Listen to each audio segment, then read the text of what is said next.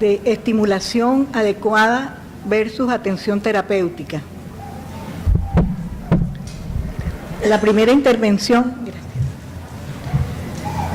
Astrid Eliana Cáceres, Colombia. Acabamos de trabajar otra presentación sobre el tema de pedagogía y didáctica en la educación inclusiva, y para este panel me han pedido, yo quiero contarles también un poco el ejercicio de política pública que hicimos hace ya 10 años, que arrancamos con ese ejercicio y que se sostiene con todo lo que implica hacer una política pública en la vida real, pensando que el mejor escenario para los niños y las niñas es el jardín infantil para los niños en primera infancia. Poder enriquecer esos espacios de juego y de arte, pero hacerlo desde la política pública, es lo que quiero contarles. Entonces, de esa experiencia, yo he sacado algunos elementos para poder conversar hoy con ustedes, para que ustedes puedan hacer preguntas y para que podamos hablar de lo que implica la educación inclusiva desde la primera infancia. Creo que ya está ahí, esto pasa por aquí. Vamos a hacerlo así.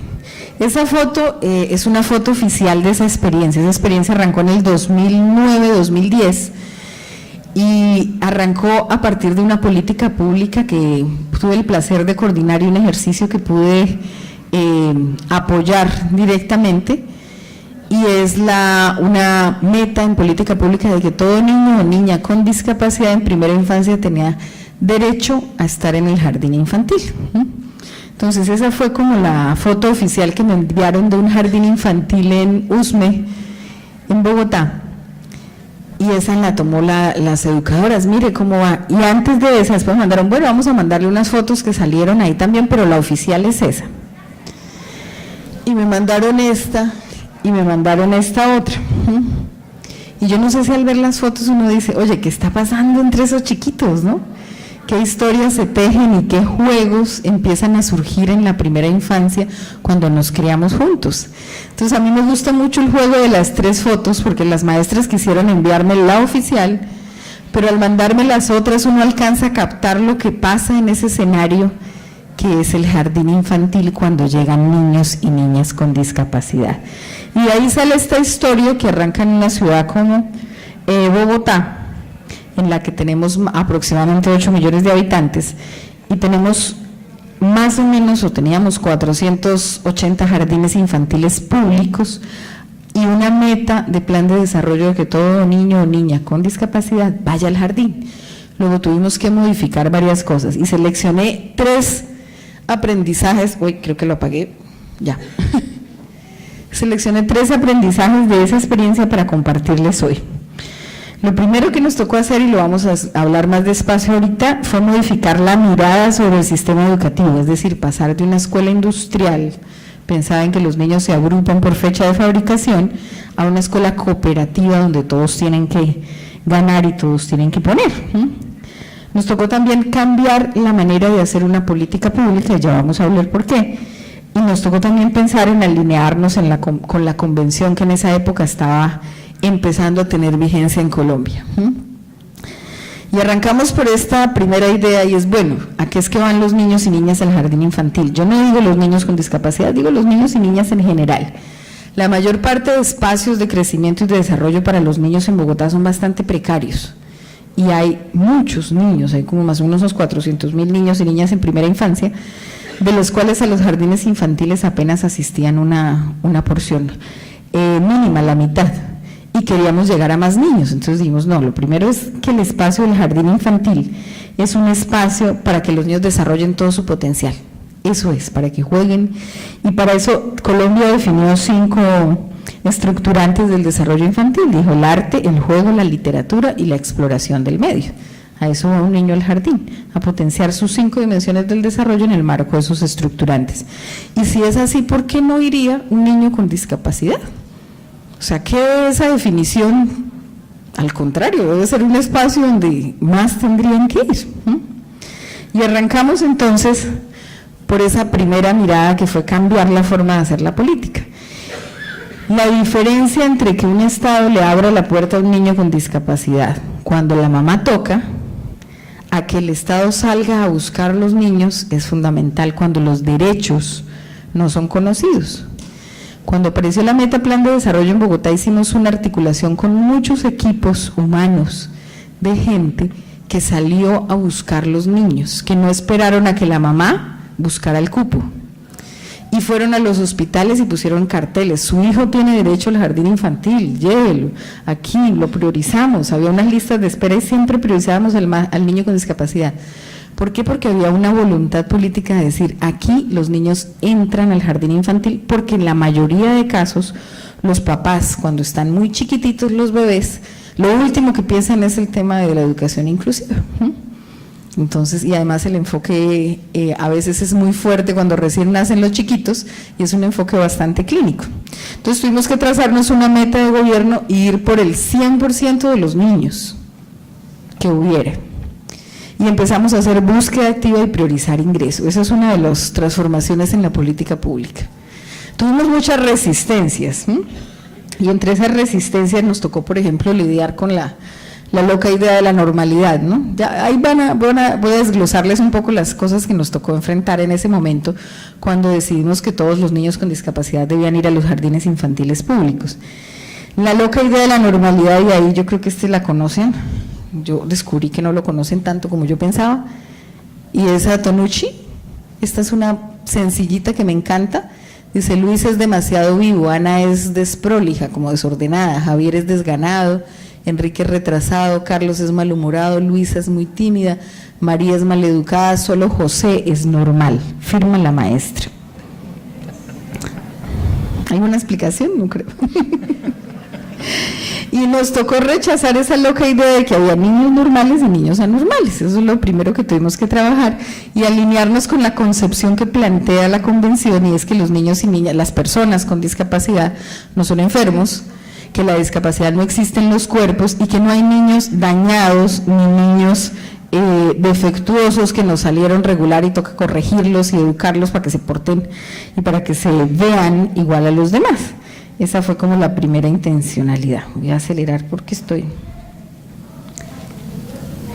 Y empezamos con el tema de por qué debían ir, ¿no? Entonces, la educación inicial es una pedagogía para todos y todas.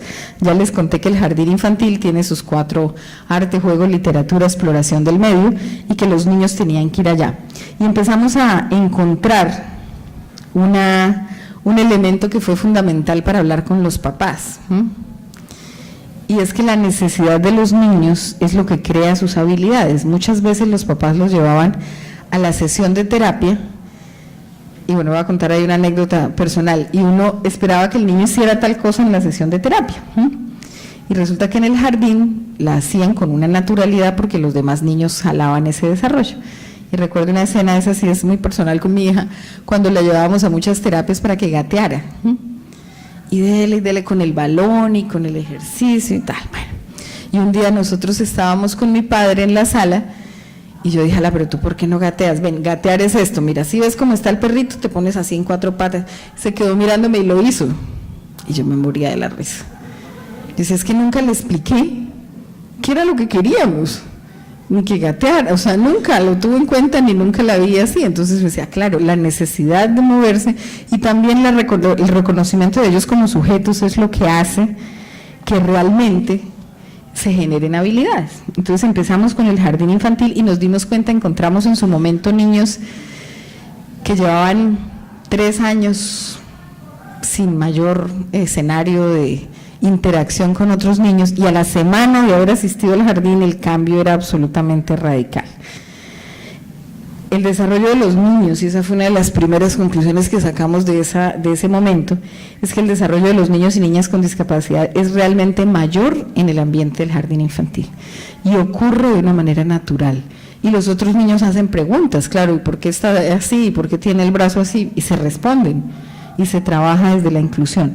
El programa no tenía solamente la meta de incluir a los niños con discapacidad, también tenía metas de abordar niños víctimas del conflicto, niños intersexuales, nos llegaron 2 chicos intersexuales, y así, o sea, teníamos diferentes metas de hacer el jardín infantil realmente incluyente. Yo aquí les voy a sacar solamente las de discapacidad, pero en realidad tuvimos el reconocimiento de grupos indígenas y de todo lo que había pues en una ciudad de 8 millones de habitantes tan amplia, ¿no? La otra cosa que era muy beneficiosa para el niño es empezar a comprender esas dinámicas sociales, que encontrábamos que muchas mamás y muchas familias estaban tan angustiadas por todo su escenario clínico, que más o menos hacia los 8 años se acordaban que el niño debía ir como al colegio, y entonces iban a pedir el cupo, y muchas cosas pasaban en el colegio, no porque el niño tuviera discapacidad, sino porque es que el niño no sabía a qué horas era la lonchera, dónde se ponía, dónde se sacaba, o sea, no conocía los rituales que da la convivencia de un jardín infantil. En cambio, cuando empiezan muy temprano, y por eso nuestra meta fue de primera infancia, se arranca con más claridad, ¿no? Y encontramos algunas barreras, yo quise enumerar algunas aquí que nos pasaban. Una de las primeras barreras más frecuentes que encontramos para que la gente creyera la importancia de que los niños fueran al jardín infantil público fueron los papás, los primeros, pero no porque fueran unos papás malos o que no quisieran pues la educación de sus hijos, sino porque tenían mucho miedo. Esa primera infancia a veces la cargamos de tanto temor que no sabemos si llevar o no el niño al cumpleaños, si lo podemos sacar, si se nos va a morir, qué va a pasar. Obvio que hay que controlar el tema de la enfermedad, que es distinta a la discapacidad. Y si hay condiciones de enfermedad, pues obvio, hay como cualquier otro niño, hay que tenerlas controladas y hay que manejar el tema. Pero en el caso de la discapacidad, que es una relación por lo menos entre dos sujetos, como nos decía Nacho esta mañana, teníamos que construir esa relación y por eso nos inventamos una cosa que se llamó los procesos de acogida. Y en el proceso de acogida pasaban muchas cosas. Una de las primeras cosas era que trabajábamos con las maestras y con las familias el niño. Antes de llegarle a la maestra, porque muchas maestras nos pidieron el diagnóstico, ¿no? Entonces tráeme el diagnóstico o házmele una valoración. Las valoraciones antes de entrar a la escuela casi siempre son para decir no puede venir aquí. Entonces nosotros, espérate, nadie valora a otro ser humano para decir si es o no es apto, ¿no? Era un poco la imagen de aceptable que nos decían esta mañana. Y dijimos, no vamos a valorar a nadie, vamos a presentar el niño desde su historia de vida, y para nosotros la concepción de la historia de vida fue una alternativa que nos permitía crecer en el vínculo pedagógico y demostrarle a la maestra que no están enfermos. Entonces nos inventamos un cuaderno. Y el cuaderno, la mamá le decíamos, o el papá le decíamos, escoge la foto más linda, no la que se vea más torcida, no, escoge la foto más linda que tengas de tu hijo.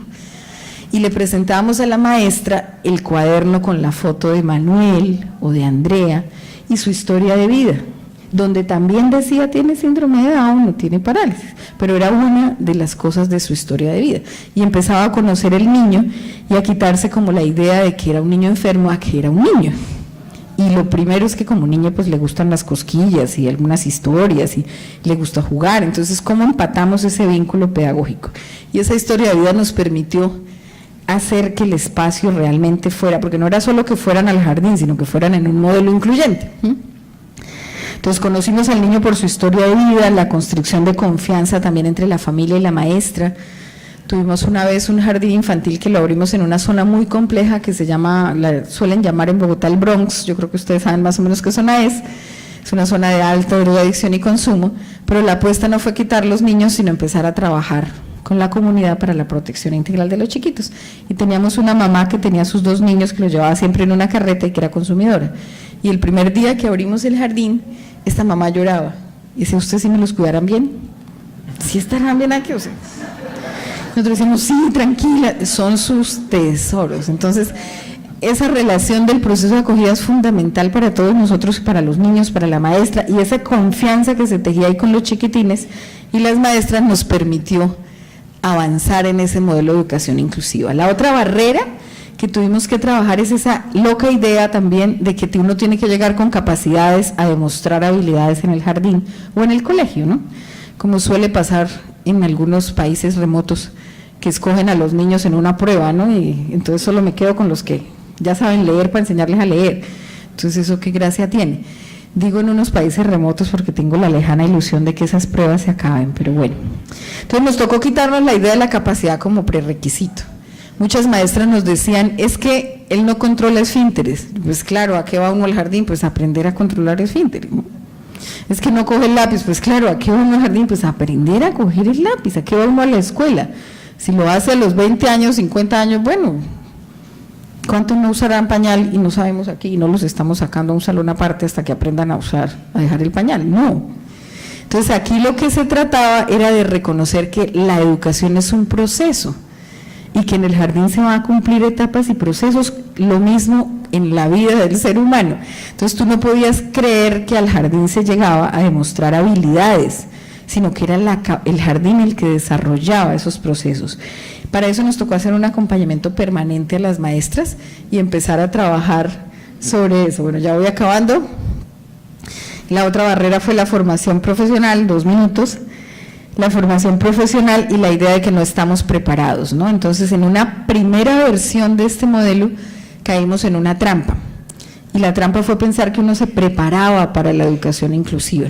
Entonces se hicieron diplomados y los diplomados fueron superclínicos, y un diplomado entonces para estrategias para Laura, para los niños con autismo, estrategias, y todas las maestras hicieron esos diplomados y salieron certificadas. Y llegaron los niños y dijeron, ay, no sabemos cómo tratarlos, no los podemos recibir. Duramos como 3 años mandándole cartas a un colegio preguntándoles si ya por fin estaban preparados. Pero no se trataba de prepararlos antes, porque como nos pasa a las mamás, uno no se prepara por más que estudie, sino hasta que lo tienes cerca y tienes las preguntas. Se trataba de acompañar a las maestras en sus preguntas con los niños ahí, que se llama Juan, que se llama María, que ambos tienen síndrome de Down, pero se portan completamente distinto. Entonces ahí es donde estuvimos y nos tocó generar boletín y nos todos los viernes, una vez al mes, trabajar con las maestras para eso, ¿no? La otra barrera, y esta ya es la última si no estoy mal, tiene que ver con la formación profesional. Nos dijeron, y creo que siempre que el enfoque sea bueno, no es un error, que había que montar equipos interdisciplinarios y tener terapeuta y tener fisio y tener fono, y las tuvimos, pero nos tocó trabajar mucho con ellas para entender que su acción no era sobre el niño, porque el niño no está dañado, es el ambiente y son los adultos que rodean al niño y los ambientes que hay que enriquecer. Entonces tuvimos que coger a la fono, a la TEO, a la fisio y decirles, mira, tu trabajo es ayudarnos a eliminar las barreras de comunicación o ayudarnos a trabajar espacios donde puedan desarrollarse más físicamente los chicos. No vas a intervenir al chico porque tú estás en un espacio educativo. Y también recordarle a los profesionales que este espacio del jardín es para la maestra y para el jardín, no para hacer terapia. Eso fue cambiarles un poco el chip desde la perspectiva social, ¿no? Y por último, esta que es priorizar el fortalecimiento del tejido social en su territorio.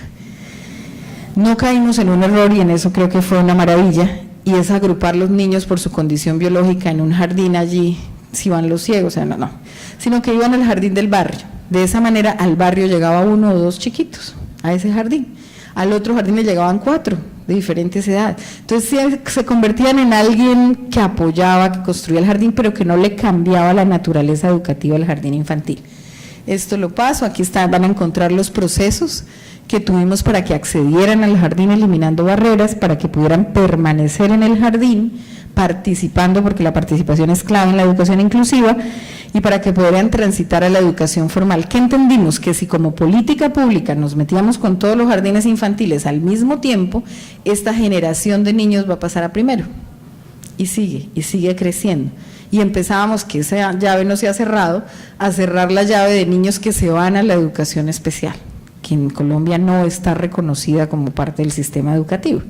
Entonces cerrábamos esa llave y hacíamos que el sistema empezara a tener una nueva generación de chiquitines y chiquitinas que conocen y reconocen la diversidad, y como en la primera foto, pues que juegan con ellos, y en 30 años les parecerá raro que estemos haciendo un congreso para hablar de inclusión.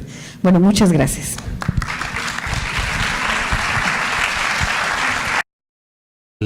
La cosa que a mí más me gusta es que me nombraron 2 veces huésped honorario en la ciudad de Cochabamba, en Bolivia, pero es otra historia, entonces no vamos a ir por ahí. Brevemente, por el enfoque de la sesión, yo quería trasladaros algunas pistas, algunas reflexiones, algunas ideas alrededor de conceptos que estamos abordando en el ámbito de la atención temprana, de lo terapéutico, en el sentido que tiene en relación a la atención temprana, y sobre todo quería incidir con más detalle, porque además me lo han pedido así, en el campo de las pseudoterapias. No tengo perdón porque esta mañana lo he definido en bastantes de ellas como estafa, con lo cual yo ya he dicho por dónde va mi opinión. Pero quería incidir por ahí porque realmente sí que yo pienso que es importante porque estamos teniendo un problema y además es serio y tenemos que ver un poco cómo lo abordamos. Con lo cual van a ser algunas reflexiones. Esto se ha ido. Ahí. Bueno, algunas ideas en general. Primero, cada vez que estamos hablando de terapias, y lo hacemos inconscientemente muchas veces, que seamos conscientes que lo que estamos es utilizando referencias, esquemas mentales que están basados en el enfoque médico rehabilitador normalmente, porque estamos haciendo planteamientos más relacionados con ideas de enfermedad, de cura, de actuar sobre la condición de discapacidad, es decir, sobre la persona como discapacidad. Este es el enfoque clásico y además está siempre detrás del concepto. Por eso, en general tenemos que, siempre que veamos el planteamiento terapéutico alrededor del síndrome de Down, de la discapacidad intelectual, yo lo primero es que os pediría siempre un punto de cautela o escepticismo.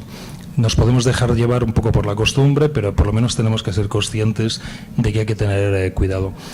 Nosotros estamos abordando una superación del modelo clásico rehabilitador que se dirigía a la discapacidad, a un modelo más social que se dirige a la situación de discapacidad, no a la condición de discapacidad.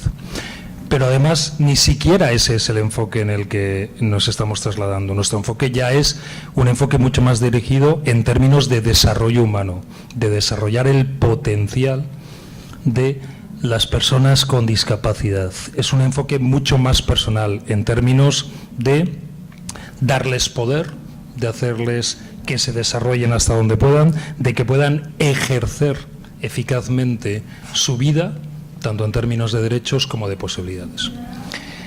Bajo ese concepto podemos seguir manteniendo la idea de que estamos hablando de algo terapéutico.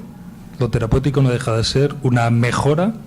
Es un concepto muy médico, pero es que los médicos tienen claro lo que tienen delante, lo que atacan. Y además los médicos son como los psiquiatras. Los psiquiatras ven esta sala y piensan en divanes, es decir, la chifladura que tiene cada uno. Los médicos se les acostumbran a pensar en términos de patologías, qué es lo que tiene este. Son enfoques normales, pero nosotros tenemos que evitar que se superen. Sí podemos hablar de terapia. Sí podemos hablar de terapia, pero con un enfoque que evite esa idea de que lo que estamos haciendo es una transformación de la persona en términos de mejora, de adaptación. Nuestro enfoque tiene que ser un poco más amplio. Y además esta misma mañana yo comentaba que el ámbito de mejora científica nos está empezando a abrir una cierta perspectiva terapéutica que tenemos que considerar. Tenemos de todas formas en el ámbito de la atención temprana un problema de partida que está relacionada con la acogida, lo hemos hablado, primera noticia, lo llamamos de muchas maneras, y es cómo actuamos sobre todo sobre las familias en términos de vulnerabilidad. Las familias cuando están en el proceso de aceptación, de esperanza, de búsqueda de soluciones, se agarrarían al agua bendita si les dice que funciona. Y cuando hablo del agua me refiero a cualquier cosa que pueda surgir. Y además es un proceso psicológico normal de necesidad de salida, de necesidad de solución. Pero es un proceso que hace a las familias en este ámbito muy vulnerables, y es importante que lo tengamos claro. Y además, las familias también aquí están sometidos a una pauta que es la de pensar rápido. Hay un precioso libro, el de Kahneman, de Pensar rápido, pensar despacio, que si no lo habéis leído, es uno de esos libros que hay que leer y que explica un poco estos dos procesos que tenemos los humanos, un poco de reflexión de pensamiento, los dos canales que utilizan nuestros cerebros normalmente. Las soluciones, por planteamiento psicológico de las familias, son buscar ya una respuesta a un momento crítico de crisis, de choque, de aceptación, bla, bla, bla, bla, bla. Es decir, esa psicología de esos momentos conlleva el que se piden soluciones, se buscan soluciones. Y si alguien ofrece, eso alguien está dispuesto a comprar. Y eso explica por qué las familias están normalmente tan sometidas, por ejemplo, a los aspectos negativos de tanta pseudoterapia. Porque efectivamente es que hay una necesidad de encontrar un asidero. Esta parte es importante. Además, hay un planteamiento de negación, pero de negación ética, de negación de concepto. La discapacidad es un factor, lo comentaba esta mañana, sigo insistiendo, rompe en términos de lo que consideramos la dignidad inherente al ser humano. Y cuando yo hacía esa pregunta que está ahí escrita esta mañana, era en parte como una provocación.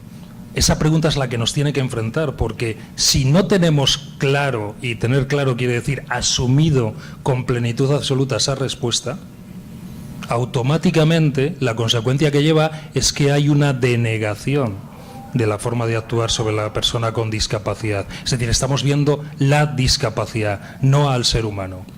Y además es muy difícil.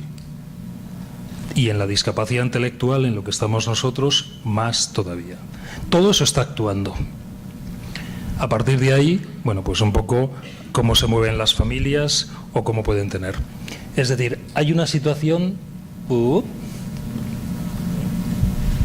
de trampas por el momento en que se enfrentan las familias, y además hay un contexto general que está jugando. En estos momentos existe, nosotros podemos ver, un auge de todo lo que está relacionado con lo terapéutico. Yo os preguntaría, ¿sabéis por qué el oro, el platino, el paladio, estos materiales con los que se hacen los móviles, por qué son tan caros? Pues básicamente porque son escasos. ¿Y sabéis en este momento en las sociedades posmodernas en general en todos los países qué es lo más escaso? ¿Cuál es el capital fundamental de las familias? ¿Sabéis cuál es? El capital fundamental de las familias ahora mismo son los hijos.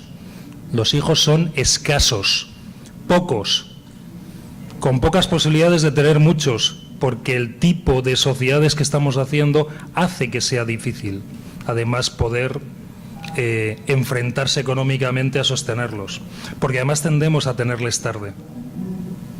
Bueno, todo eso, esa psicología que va asociada a esa situación, está actuando sobre las familias. ¿Cómo está actuando? En términos de presión por la búsqueda del hijo perfecto, del hijo ideal. Evidentemente, un hijo con discapacidad no es el hijo ideal que nadie soñaba. Es algo que puede venir, puede pasar y tal. Y una cosa es que entendamos, comprendamos, aceptamos, asumamos, etcétera, pero no es el guión. Recordad la historia de ir a Holanda, ¿no? Evidentemente, pues nos hubiese gustado ir a Cancún o a otro sitio. Tocó Holanda, ¿vale? Eso está actuando en estos momentos sobre las familias, sobre todas las familias. Esa presión del hijo ideal está actuando. ¿Cómo se refleja uno de esos aspectos de esa presión? En términos de búsqueda de terapias, de soluciones. Es decir, la propia coyuntura sociológica de las familias, en las sociedades que estamos, ahora mismo está presionando por ahí. El desarrollo de la atención temprana, que trabajamos normalmente, justo tiene un concepto diferente. No estamos pensando en términos de una solución instrumental a un problema. Estamos pensando, Astrid lo comentaba en varios ejemplos antes, en términos de desarrollo de un sistema mucho más global, de un elemento de ambiente, de un entorno armonioso, de una armonía vital. Siempre nos tenemos que preguntar por qué nos encontramos tan a menudo personas con síndrome de Down vinculadas a una familia que no han estado cerca de un proceso, de un servicio, de un programa, de una entidad que les diera respuestas en términos de atención temprana, pero esa familia ha sido capaz de desarrollar un sistema normal de actuación con su hijo, de participación, de presencia activo, y nosotros somos pues como los de la fábrica que ven el producto final. Les vemos con 8 o 10 años y decimos, ahí va. pues fijaros este niño cómo está, es decir, que viene en términos de desarrollo normal infantil y tal. Ese tipo de cuestiones nos tiene que hacer preguntarnos cuál es el sentido de los servicios de atención temprana. Y esta situación se da muy a menudo. Evidentemente, si tenemos apoyos profesionales, servicios cerca, que funcionan eficazmente, mejor. Pero no todo tiene que depender solamente de tener una asociación o un profesional cerca o las situaciones adecuadas. Bien.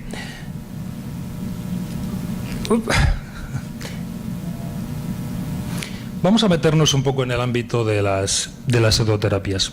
Yo os estaba comentando que hay una demanda, un auge de lo terapéutico.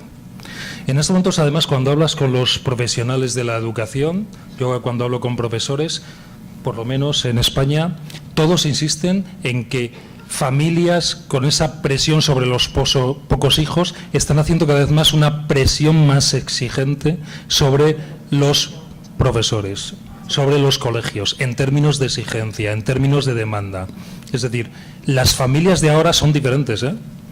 Y lo son a veces en términos no elogiosos, que tienen términos a veces exageradamente, aquí ya los psicólogos podrían hablar de si incluso neuróticos, pero no quiero llegar tan lejos.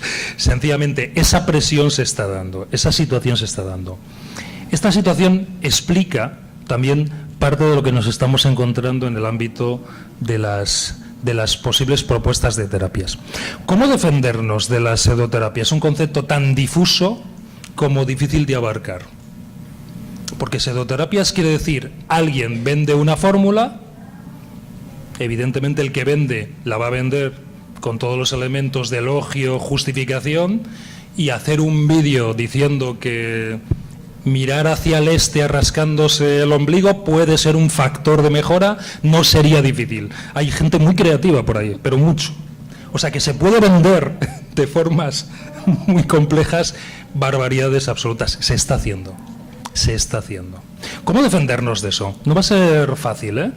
No va a ser fácil, y yo voy a dar algunas ideas, pero además, para que conste, en la realidad de España que conozco más, que conocemos más, este problema también lo tenemos muy serio, ¿eh? Muy fuerte.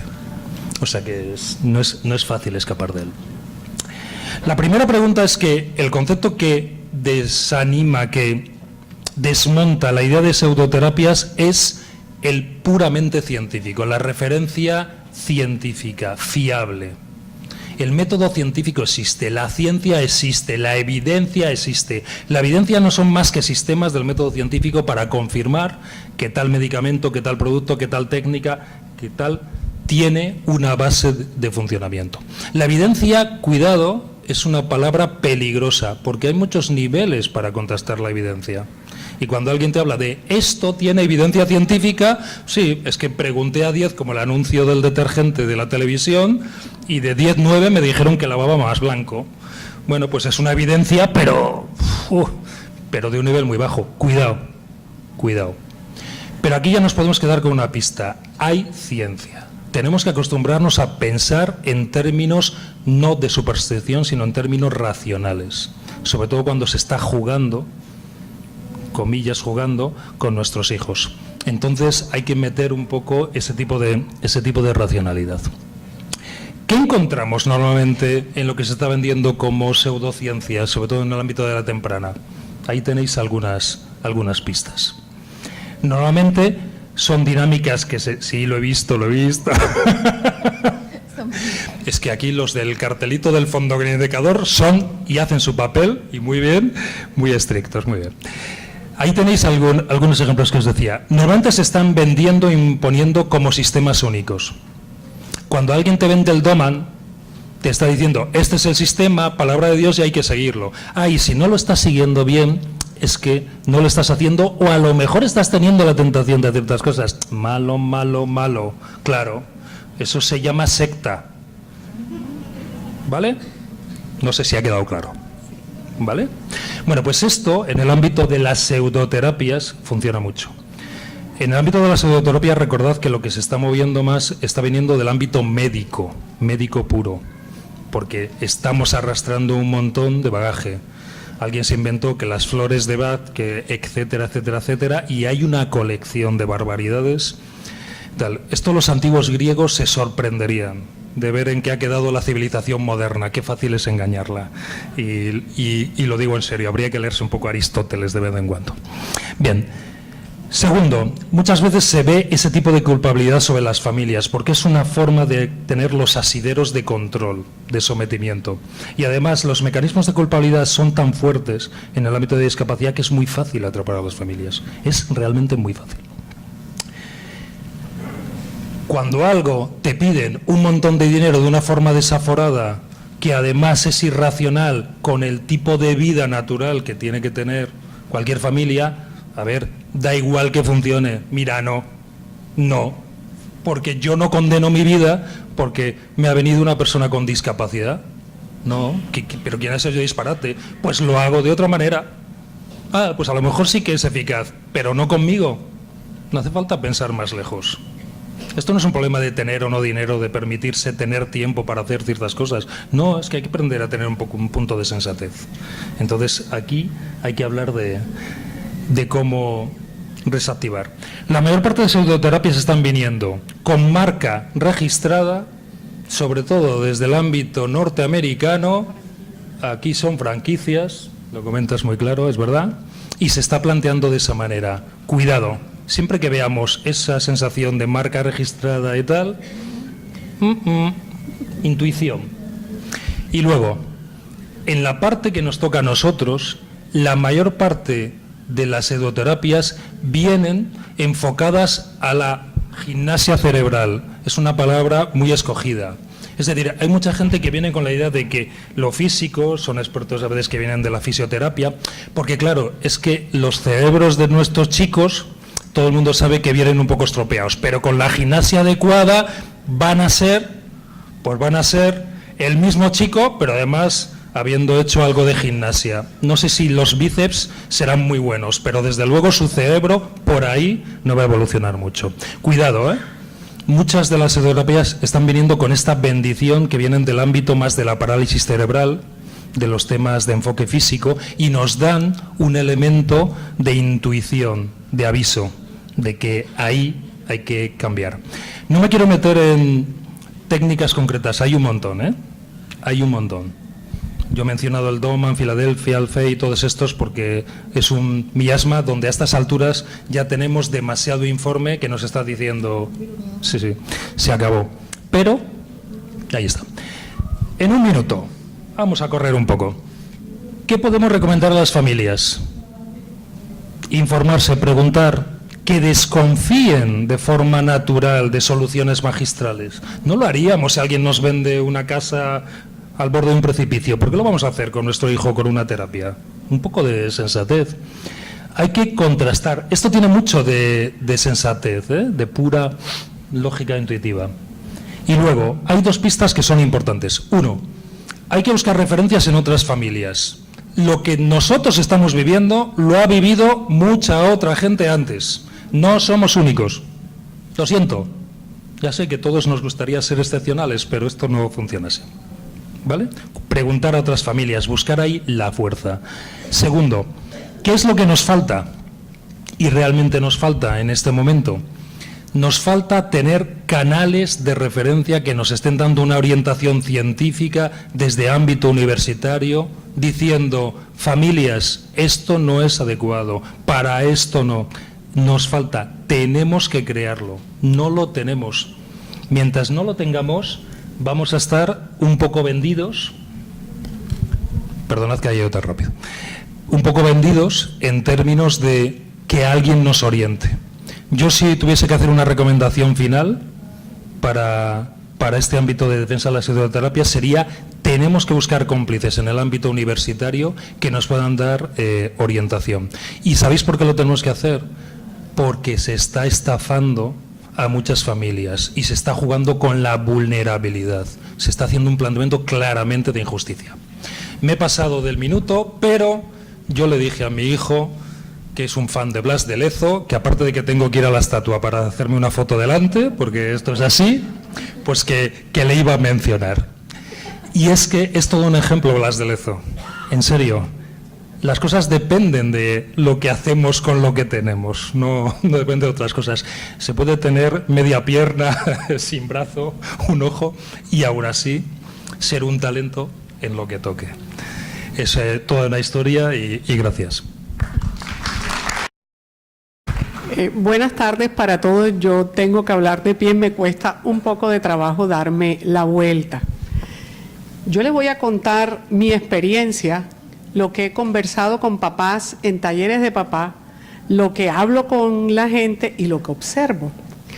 Y realmente me encontré el otro día con esto. Resulta que el cuidado del otro es algo que nos hace humanos. Y hay en la arqueología hay unos arqueólogos del cuidado, y a partir de unos restos fósiles de neandertales que vivieron hace 200 millones de años, se encontró que cuando fueron enterrados, se enterraron con el resto de la comunidad. Y la gran pregunta es, ¿cómo en una época de cazadores, personas, en el caso de los restos de Romito II, con un tipo de acorondoplasia bastante raro, él llegó a la edad que mostraron los huesos? Eso nos lleva a demostrar que el cuidado del otro ha acompañado la historia del ser humano y es una tarea que nosotros no podemos eludir. Es algo que es propio de nosotros.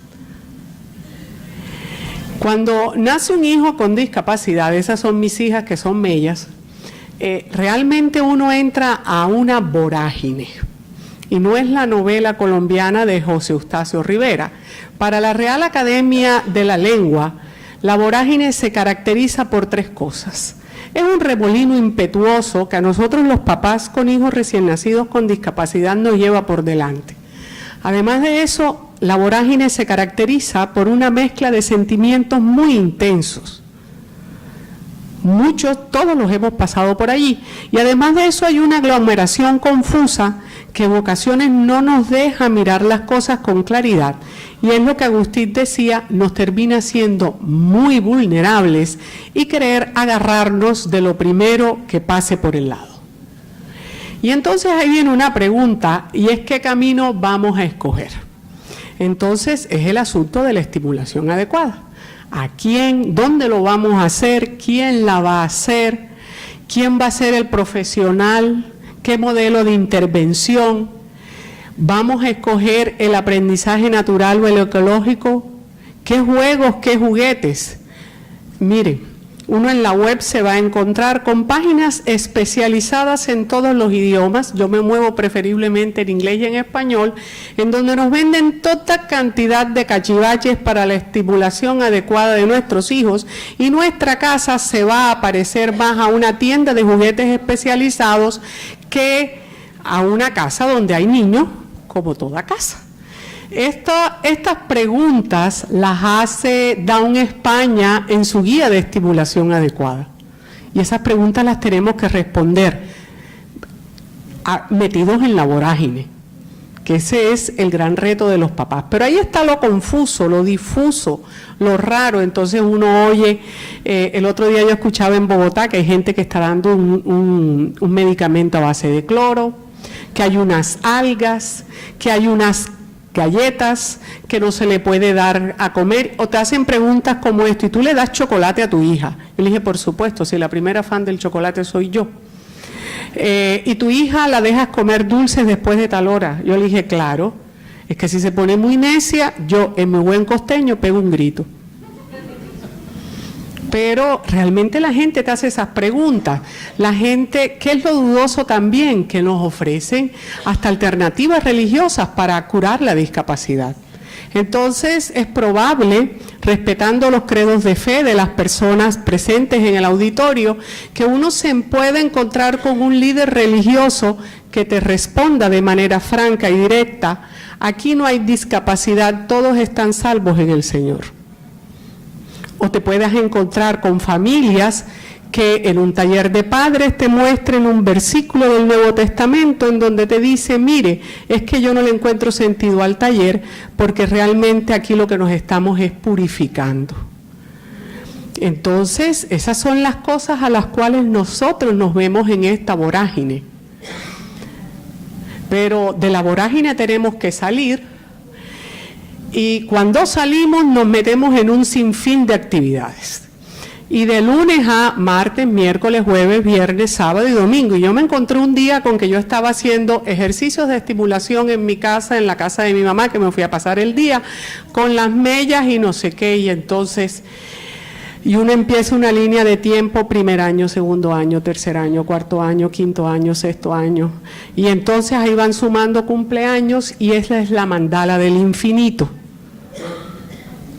Nosotros nos montamos en un carrusel que como la vorágine nos termina tragando, que es la gran metáfora de esta novela colombiana.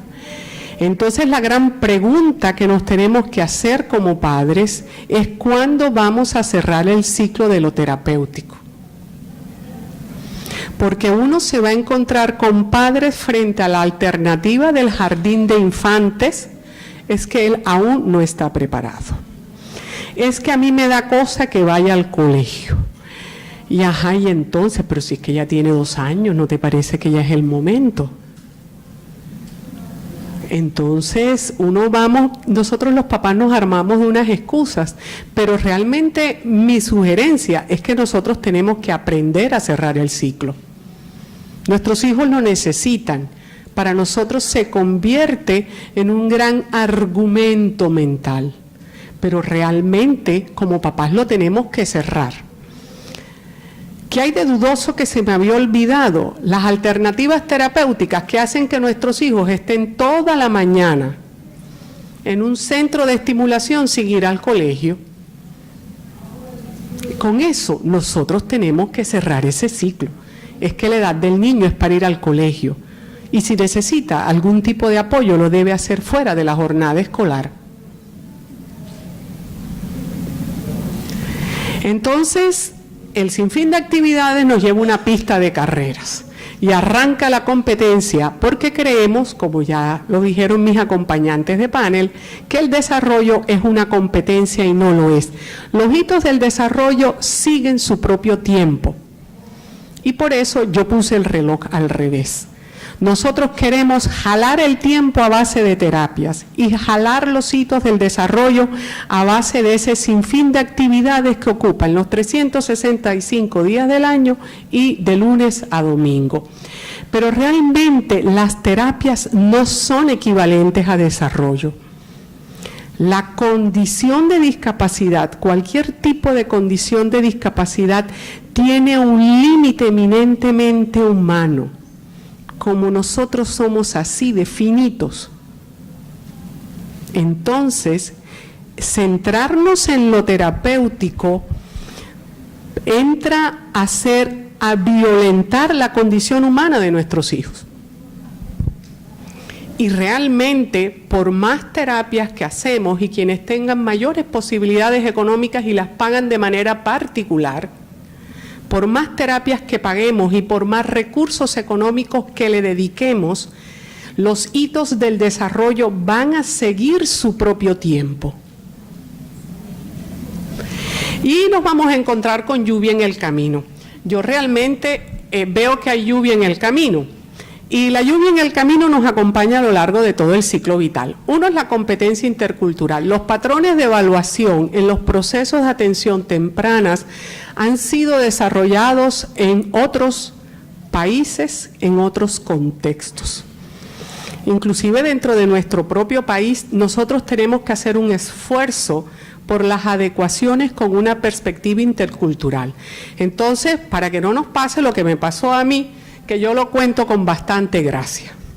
Entonces salimos de un proceso de evaluación en un sitio X y me responde la que cierra la evaluación: usted tiene que lograr que la niña hable más despacio. Seguimos caminando, vuelvo y le recuerdo, usted tiene que lograr que la niña hable más despacio. Y ya en el vano de la puerta, debo reconocer con la piedra volada, vuelven y me repiten: recuerde que tiene que hacer que la niña hable más despacio. Y yo me volteo a mi mamá, me despido muy amablemente: yo no soy peleona, por naturaleza, y le digo a mi mamá, oh mija, ¿y será que esta señora no leyó la historia de que nosotras vivimos en Montería y en el Caribe colombiano se habla 1000? Y una cosa es que ella tenga síndrome de Down y otra es que no vive en Montería. O sea, ella se tiene que hacer entender. Entonces, esa es la competencia intercultural. Nosotros tenemos que ver que los procesos, lo que hagamos en estimulación adecuada tiene que ir con el contexto. Entonces, bueno, y así me han pasado un poco de cosas, pero esa es la que más me gusta. Lo otro es el control del proceso por parte de terceros. Y es lo que han venido reiterando en este largo día de interesante trabajo. El control está en las familias. Yo en ocasiones les cedo el poder, en muchas ocasiones cuando nuestros hijos están chiquitos, a los terapistas.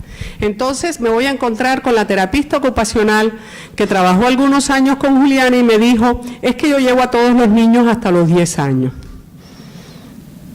Ajá, ¿y con cuál fundamento?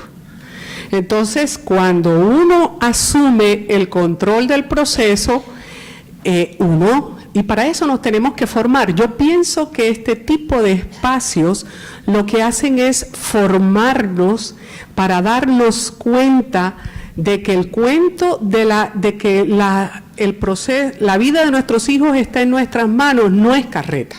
Porque si no, otras personas son las que van a decidir por ellos. Otra cosa que hace mucho ruido, lluvia en el camino, es centrarnos en lo terapéutico. Yo pienso que Agustín lo ha explicado de maravilla. La otra lluvia en el camino es la indefensión aprendida. Yo reconozco que no la logro identificar con claridad en mí, pero sí la he observado en muchos papás. Y es sentir que es que yo no puedo con esto y no me ha ido bien, entonces no me va a seguir yendo bien. Es cierto que en ocasiones las cosas no nos salen de maravilla a nosotros los papás en los procesos de estimulación adecuada. Es cierto que hay veces que, miércoles, se nos fueron las manos, pero eso no debe hacer a que nosotros desarrollemos sentimientos de indefensión aprendida. Esto no va bien y no va a seguir yendo bien. Y es el llamado que se ha hecho aquí a la esperanza. Es de donde nos tenemos que agarrar. La otra lluvia en el camino es el tema del sobreesfuerzo económico, debido a que en nuestro país todavía vamos a encontrar que hay zonas del país en donde la exclusión en materia de salud y educación es realmente abismal y lo vamos a poder encontrar en otros países de América Latina. Entonces, este esfuerzo va a cargar mucho a la familia. Yo recuerdo que en una ida a Bogotá, Mónica me invitó a una reunión de ADDAO. Entonces yo aparecí por allá y había una abuela hablando del cupo escolar de su nieta. La avenida 26 es una avenida arteria en Bogotá. Esa señora vive en el sur de Bogotá. Necesitaban encontrar un colegio cerca a la casa, un jardín infantil, porque ella vende empanadas en la 26. Entonces necesitaban dejar a la niña en el colegio y salir al puesto de empanadas, canasta de empanadas incluida, en Bogotá. Una distancia en bus que puede durar 1 hora y media o 2. Ahí está el sobreesfuerzo. Entonces yo escuchando hablar esta abuela que no se estaba quejando, sino que estaba buscando en ADDAO un apoyo, una ayuda, yo dije, miércoles, la verdad, tú la tienes fácil. ¿Por qué? Porque sí sabemos que en el departamento donde yo vivo, hay personas que además de poseer una condición de discapacidad son desplazadas de la violencia y además de ser desplazadas del conflicto armado son mujeres. Y eso va generando unos sobreesfuerzos importantes que van a estar presentes en otros países de América Latina. Y también me he encontrado con familias Y aquí recuerdo un compañero de trabajo que siguen buscando y buscando y buscando y buscando y uno no sabe cuándo se van a detener, y entonces hoy puso la demanda vía Fosiga para que lo llevaran a la hija al centro X. Oh, mijo, ¿y tú qué vas a hacer en el centro S? Esa niña lo que necesita es estar en el colegio. No, es que me han hablado, no sé qué. Entonces al menos del año ya, no, es que eso no funcionó, y entonces terminamos buscando en otro lado y buscando en otro lado, y ese buscar y buscar y buscar y no detenernos es ese afán de la perfección. Es una desconfianza. Nosotros tenemos que confiar en las personas que nos están brindando ayuda, o si no, busquemos otros papás y hagamos preguntas. Pero cuando llueve uno saca el paraguas y hay que asumir riesgos. Asumir riesgos como cuáles: romper el ciclo terapéutico. O sea, es que ya, hasta aquí llegó. Y entonces dejamos de ir a terapia ocupacional y estamos ahora en natación. Pero ¿qué ocurre? Muchos terapeutas cosifican a nuestros hijos y creen que nuestros hijos son de su propiedad y nosotros sabemos que es lo mejor para ellos. Pero es que yo te dije que yo la llevaba hasta los 10 años. Le dije, sí, es que ella tiene 7 años y ya, esto hasta aquí llegó. Esos son los riesgos que tenemos que asumir nosotros. Y siempre pensando en el bienestar de nuestro hijo y de la familia como tal. Lo otro es que hay que aprender a vivir en el caos. Tener un hijo con discapacidad siempre tiene un monto de caos importante. Ya tener hijos comunes y corrientes ya realmente genera caos. Pero un hijo con discapacidad, entonces tenemos que aprender a vivir en el caos. Tenemos que aprender a vivir con esto y no estar amargándonos con el cuento. Y aprender a mamarle gallo al asunto, ponerle humor, reírnos de la cosa. Tenemos que saberle encontrar al gusto a la locura cotidiana de nuestras casas. Y esto implica afrontar que hay cosas que tenemos que aprender a manejar, que de vez en cuando el marido todavía diga, es que esa enfermedad que tiene Juliana, oh, mijo, ¿y de qué está enferma?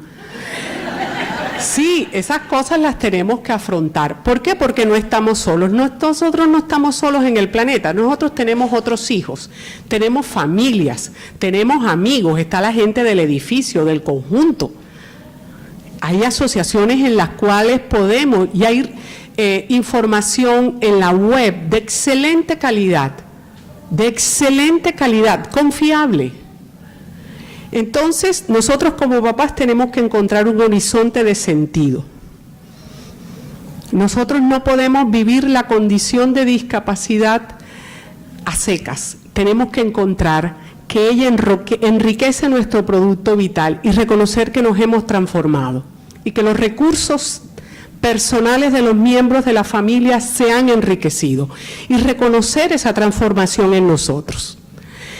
Y a empezar a dejar de lado con pensamiento crítico esas costumbres y rutinas que provocan vacío, esa locura mía de los domingos ponerme a hacer terapia. No es que los domingos uno tiene que descansar, ¿sí? Entonces hay unas rutinas que empezamos a instaurar en nuestras casas alrededor de la condición de discapacidad de nuestros hijos que nos empiezan a agotar, pero que no enriquecen el alma, y el alma no la podemos dejar botada en el camino.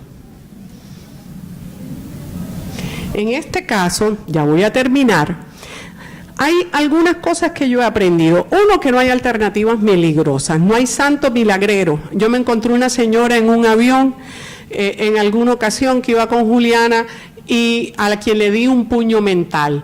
Entonces la señora me dijo, ore mucho, señora, que eso se le va a quitar a la niña. Yo le di las gracias por tan buenos deseos, pero mentalmente le di un puño a la señora. Lo otro es que la familia es el eje principal. Se beneficia, pero además nos formamos como familia. Ahí vamos aprendiendo en el camino y nos volvemos más ricos y más fuertes.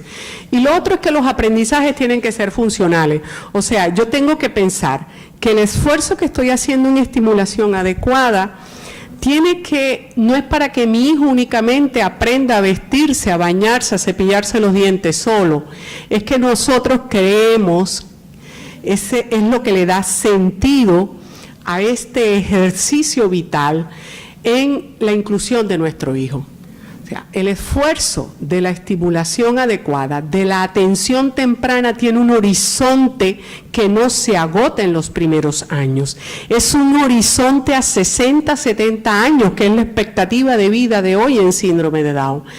Una toma de decisiones centrada en el niño y en la familia, qué es lo mejor para él o para ella, que lo lleva a que sea autónomo, autodeterminado, con todo lo que eso implica y que hemos visto en estas sesiones. Y lo otro es que hay que contar con los recursos que disponemos como familia y que están en nuestro territorio. Yo me he encontrado, nosotros en Montería vivimos a 1 hora del mar, que hay gente que dice que el lío con las texturas, no es que él tiene que aprender las texturas.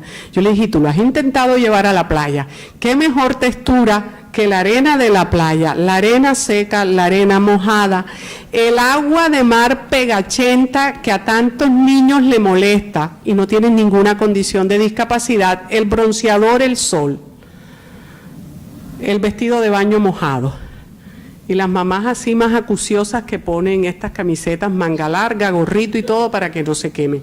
Le dije, ¿tú has intentado eso? No, es que ese centro terapéutico tiene un caballo. Ajá, sí, tiene un caballo.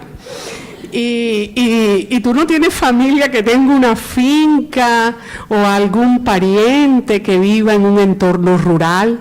En los entornos rurales y los niños, la única condición es que el caballo sea manso, tranquilo. Por lo regular son caballos viejitos. Y él te lleva y tú allí estás logrando algo chéverísimo.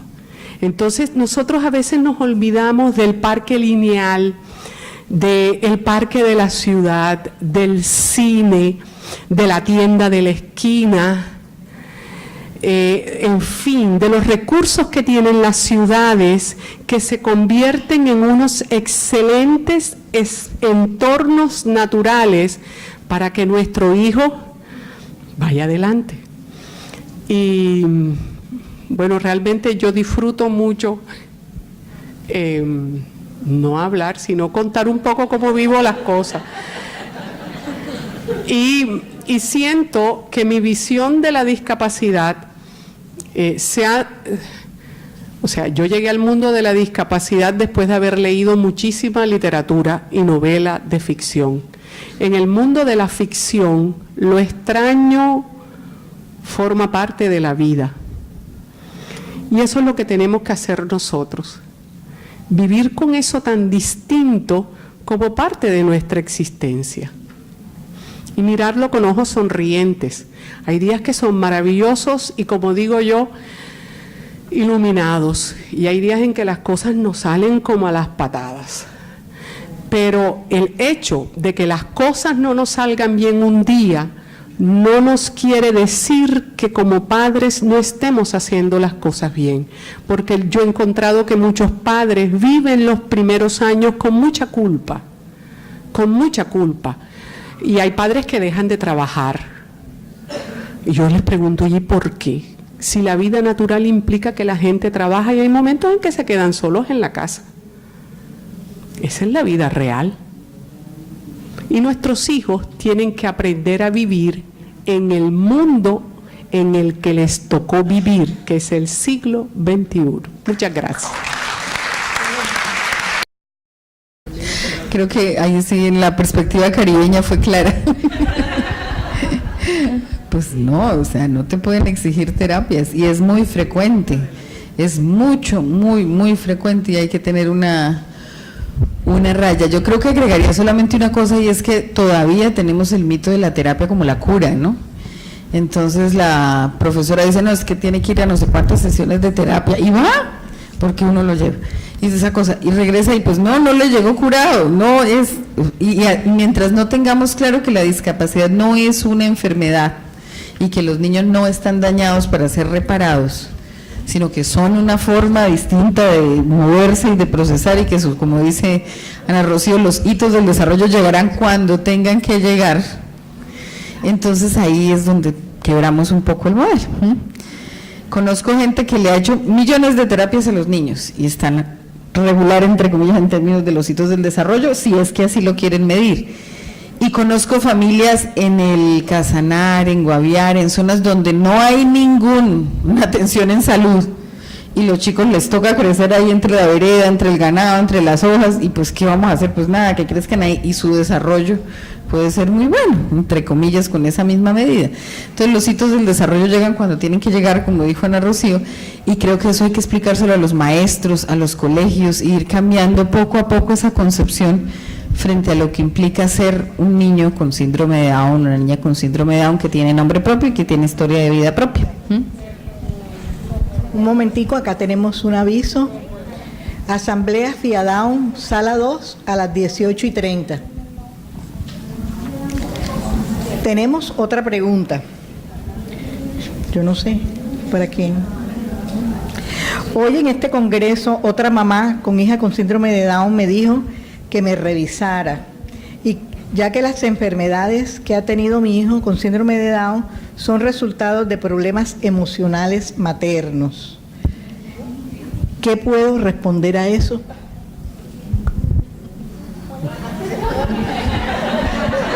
Miren, el cuento de esa pregunta pudiéramos haberla dicho si revisáramos la teoría de los psicoanalistas de los años 60 y 70 sobre el autismo.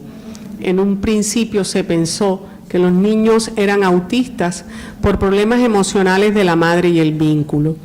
Después los años y las investigaciones serias y profundas mostraron que el autismo tiene otros orígenes distintos a las supuestas alteraciones emocionales de la madre. Realmente la condición de discapacidad viene en síndrome de Down, viene acompañada por un riesgo mayor de desarrollar algunas enfermedades, y por eso es que cuando nuestros hijos están muy pequeños nos recomiendan hacer una serie de tamizajes, nos recomiendan hacer una serie de exploraciones biológicas, que para eso están los médicos pediatras y los especialistas del área. Realmente no es conveniente nosotros como padres de familia entrar a culpabilizarnos y a sentir que somos tan poderosos que podemos enfermar a nuestro hijo. Entonces, lo primero que habría que hacer es mandar a callar a la señora. Porque sí, hay que dejarla llevar el comentario y no dejarse atormentar con eso. Hoy Ignacio Calderón mostraba la respuesta de su mamá a la vecina. Yo pienso que de ese modelo es que nos tenemos nosotros que fijar. Y si hay alguna complicación de salud, pienso que ya existen unos protocolos establecidos para la condición del síndrome de Down. El tema de Agustín quedó completamente claro. Muchas gracias. ¿Tenemos tiempo? ¿Podemos seguir? Sí. ¿Que cuál es la edad para que ingresen nuestros hijos al jardín? Bueno, creo que es una pregunta muy de contexto, ¿no? Hace poco me hicieron esa misma pregunta en una cosa que llaman Facebook Live. Y yo miraba un poco el contexto y decía, mire, ¿qué necesitan los chiquitos para promover su desarrollo? Desde esa edad, desde muy temprana edad. Espacios ricos. Cuando digo ricos, son enriquecidos con cosas chéveres, ¿sí? Que si me gusta el vallenato, entonces yo le canto vallenato, que si me gusta bailar, bailamos, o sea, ser parte de la vida cotidiana de los espacios. Pero en muchos de nuestros contextos, los espacios para los niños pequeños son muy reducidos. No les hablan, no los tienen en cuenta, no les juegan, y cuando aparece la discapacidad muchas veces se aíslan todavía más y no los ponen a participar en la vida cotidiana. Y ahí es cuando uno recomienda, oye, vamos a generar un espacio donde tenga pares de juego. Hay niños con síndrome de Down que tienen muchos hermanos y así escaladitos, eso es una maravilla porque juegan. Pero cuando esos espacios no los tienen, el jardín infantil puede ser uno de esos espacios enriquecidos donde podemos encontrar ese ejercicio de que, recuerden lo que les decía, la necesidad crea la habilidad. Si yo no necesito gatear, no gateo. Pero si yo necesito alcanzar el juguete que tiene allí, si yo necesito aquel que me lo quitó y voy a pelear, pues tengo que empezar. Si tengo que mover la voz, tengo que empezar a comunicar, y eso lo retan mucho los pares en edad y los pares en juego. Entonces, por eso la recomendación sí es un espacio enriquecido, que muchas veces es el jardín. A veces son las mamás que se juntan y tienen esos espacios, en fin. Pero creo que esa puede ser una alternativa. Gracias, Astrid. En el proceso de duelo de los padres, bueno, de resiliencia de los padres, ¿cuál es el límite para que ellos dejen pasar esa etapa?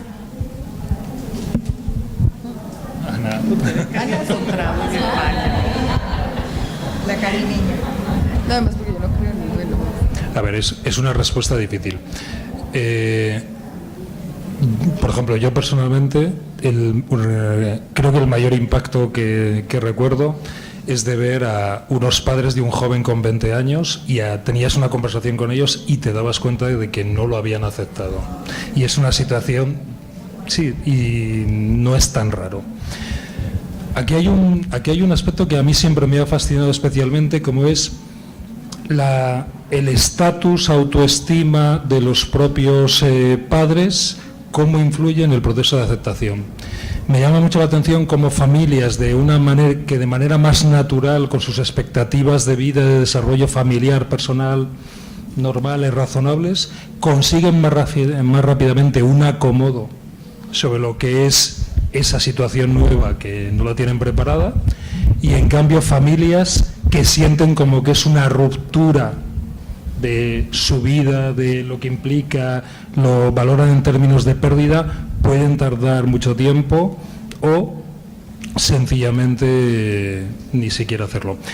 De todas formas, un detalle, y esta mañana lo comentaba, en España, por ejemplo, esa situación se va a dar cada vez menos, porque vamos a estar cada vez más cerca, como bastantes países, a que al final estén naciendo los que las familias quieren que nazcan. En el momento que se dé esa situación, parte de ese proceso, paradójicamente, de duelo y tal, al mismo tiempo se estará solucionando, porque habrá un sesgo que ya es de voluntad, esas familias y tal.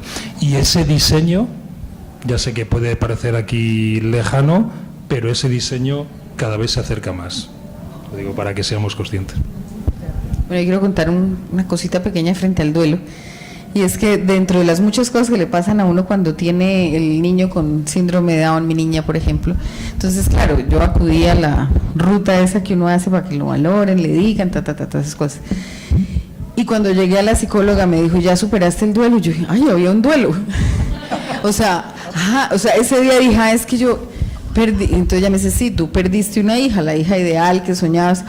Y yo dije, de razón, me siento triste, ahora sí siento todos los síntomas del duelo, desde que me lo dijeron. Pero me pareció y quería comentarlo porque es muy curioso cómo se asume eso, ¿no? Y claro, después rechacé esa idea, después incluso conversando mucho con Mónica y todo eso, decíamos, pero ¿cuál duelo? Es que yo no perdí una hija, mi hija está ahí. Mira la que se ríe, mira que abre los... Entonces yo no he perdido mi hija, lo que no he hecho es celebrar mi hija, y entonces ahora lo que voy a hacer es celebrar mi hija. Entonces yo creo que hay que presuponer que no necesariamente todas las familias pasan por un duelo, y cómo aprendemos a felicitarlas por ese chiquito que llegó, porque cuando nace el niño entonces todos se alejan y nadie... En cambio, nacen discapacidad y se hacen la fiesta, no hay que hacer la fiesta, y hay que abrazarlo, alzarlo, y ahí el pediatra tiene mucho que hacer en ese primer momento, ¿no? ¿Qué opinan ustedes de dejarlos como hijos únicos?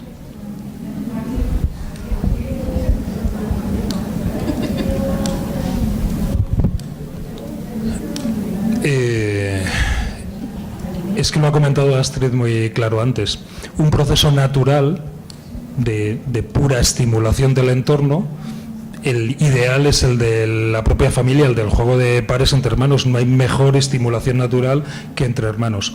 Como es verdad que las familias, cuando surge el síndrome de Down, lo primero que piensan, su primer chip mental, aparte del choque, es qué va a pasar cuando no esté, o sea, esos juegos de trampas mentales que se hacen en las familias. En esa trampa, si es posible, meterán un segundo hijo, un tercero, para que alguien y tal. O sea, al final, ¿cuántas familias con solamente un hijo con síndrome de Down conocemos?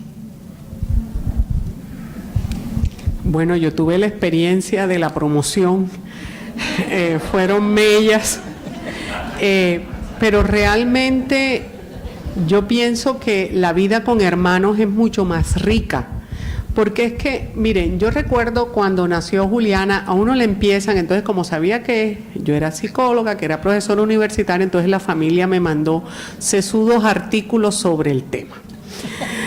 Entonces, yo terminé escogiendo por leerme algo que de Astra, que se lo subvencionó Telefónica, sobre los hermanos. Se llama Hermanos, la asignatura pendiente. Y ese trabajo nos mostraba la necesidad de que los hermanos estuvieran involucrados, de que los hermanos estuvieran allí. Y yo me doy cuenta de la necesidad de que estén otros niños en la familia, porque es que nuestros hijos tienen que aprender algo muy cierto, que es pelear por sí mismos y por sus derechos. Si nuestros hijos están solos, no lo van a aprender. Yo me doy cuenta, yo en diciembre compré un perrito para Sofía, y ahí me di cuenta el cuento de que los niños con discapacidad no son vulnerables frente al peligro, porque Juliana queda paralizada cuando el perrito se le acerca. Y ahí yo entendí por qué pueden ser víctimas de muchos abusos, no se saben defender. Pero si están los hermanos, ellos aprenden a defenderse, aprenden a defender sus derechos a partir de cosas como cuáles: el respeto a su juguete, el respeto a su ropa, el espacio, que quieren bañarse solos y no acompañados. Entonces, eso es posible si hay hermanos. Eso no lo van a aprender con nosotros los adultos, porque somos muy lógicos y racionales. Pero con los hermanos, claro, se levantan a puños y pelean y se gritan. Y hay una serie de cosas que son necesarias, que nosotros las vivimos con nuestros hermanos. Por lo tanto, es importante que ellos crezcan con ese tejido. Bien, por acá otra pregunta, Astrid. ¿Qué hacemos con la presión de los colegios que exigen terapias? ¿Ya? ¡Ay! Perdón, me excusan. Bueno, las otras son parecidas a lo que han...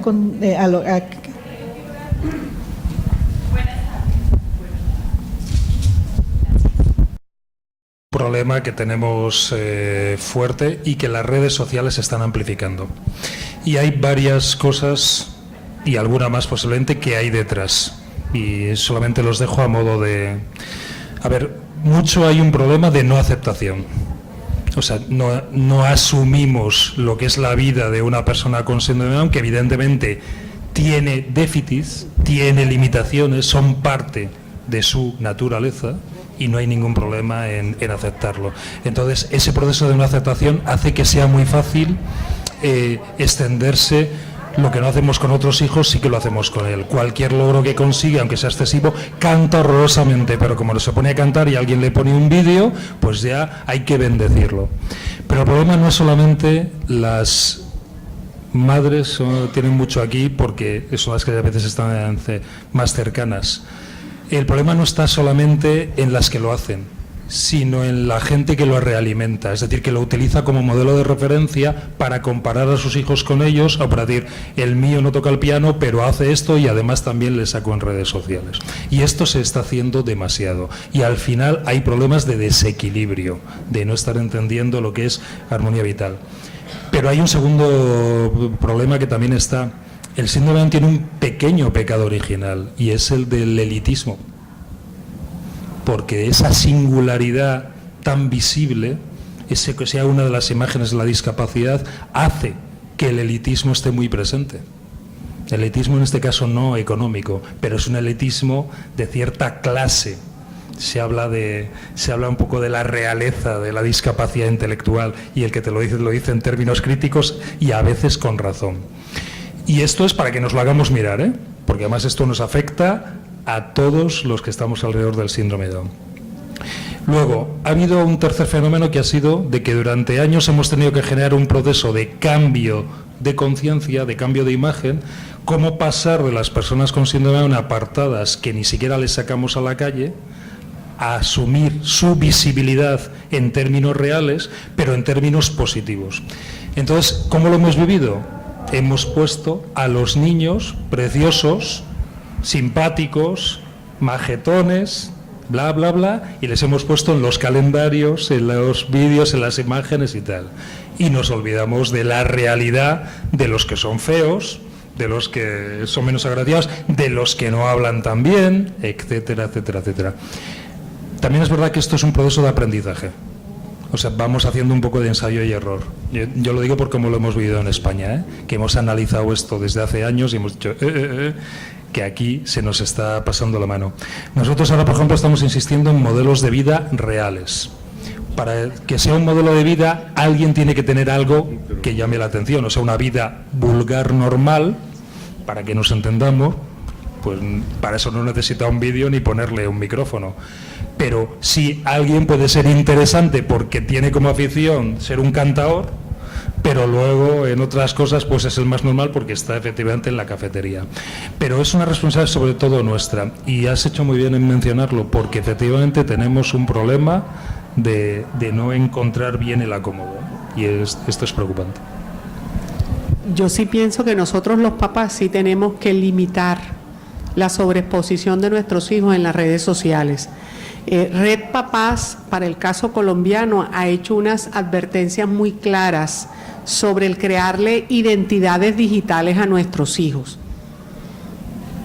Y hay ya toda una serie de alertas sobre la creación de identidad digital, empezando que vulneramos su autonomía, porque como son menores de edad, nosotros no les hemos preguntado si ellos quieren aparecer en los medios. Entonces, nosotros como papás sí tenemos que limitar eso y empezar a dejar de darle los likes a la gente. Es que ese es el lío. Yo puede que no publique el video, pero empiezo a darle like y empiezo a seguir a la persona en Instagram, en Twitter, en Facebook, y dale like y dale like. Claro, la persona va a sentir que lo que está haciendo está bien hecho y yo me engancho en vivirme comparando con el otro. Y eso está en nuestras manos, realmente.